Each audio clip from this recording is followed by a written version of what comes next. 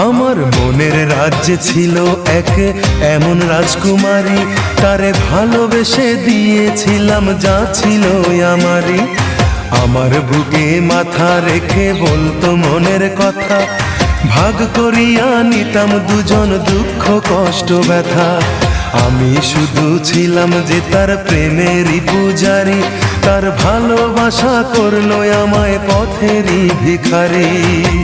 তার কত ভালোবাসি জানে না রে জগৎবাসী, জানে অন্তর্যামী।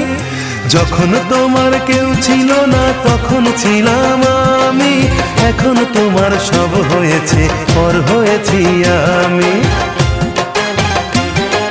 যখন তোমার কেউ ছিল না তখন ছিলাম আমি, এখন তোমার সব হয়েছে পর হয়েছি আমি।